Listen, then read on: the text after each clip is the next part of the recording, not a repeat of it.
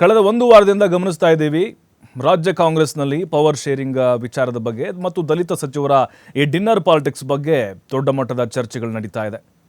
ಎರಡು ಬಣಗಳು, ಸಿದ್ದು ಬಣ ಮತ್ತು ಡಿಕೆ ಬಣ, ಎರಡು ಬಣಗಳ ನಡುವಿನ ಆ ಕಾದಾಟ ಗುದ್ದಾಟಗಳು ಮುಜುಗರ ತರ್ತಾ ಇದೆ ಪಕ್ಷಕ್ಕೆ. ಈಗ ಅದು ತೀವ್ರ ಹಂತಕ್ಕೆ ಹೋಗ್ಬಿಟ್ಟಿದೆ.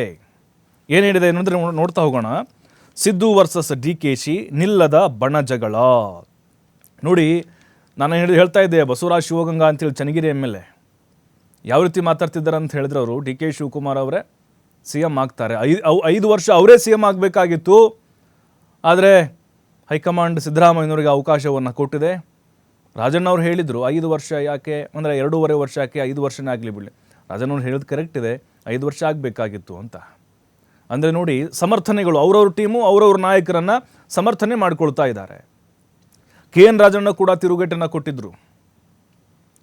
ಯಾವ MLA ಬೆಂಬಲ ಇದೆ ಡಿ ಕೆ ಶಿವಕುಮಾರ್ಗೆ ಆ ಅರ್ಥದಲ್ಲಿ ಮಾತಾಡಿದರು. ಭೈರತಿ ಸುರೇಶ್ ಕೂಡ ಟಾಂಗನ್ನು ಕೊಟ್ಟಿದ್ದರು.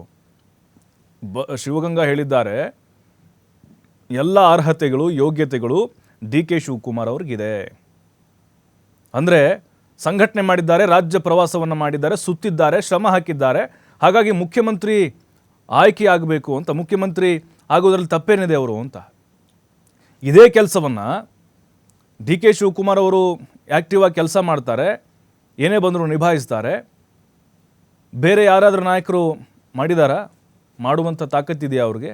ನೇರವಾಗಿ ಪ್ರಶ್ನೆ ಮಾಡಿದ್ದಾರೆ.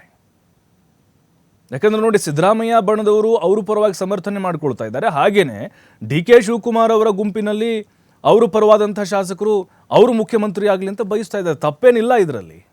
ಅದು ಅಧಿಕಾರ ಹಂಚಿಕೆಯ ಸೂತ್ರ ಏನೆಲ್ಲ ಮಾತುಕತೆ ಆಗಿದೆಯೋ, ಒಪ್ಪಂದ ಆಗಿದೆಯೋ ನಮಗಂತೂ ಗೊತ್ತಿಲ್ಲ. ಡಿ ಕೆ ಶಿವಕುಮಾರ್ ಗೊತ್ತು, ಸಿದ್ದರಾಮಯ್ಯ ಗೊತ್ತು ಮತ್ತು ಹೈಕಮಾಂಡ್ ಅವ್ರಿಗೆ ಗೊತ್ತು.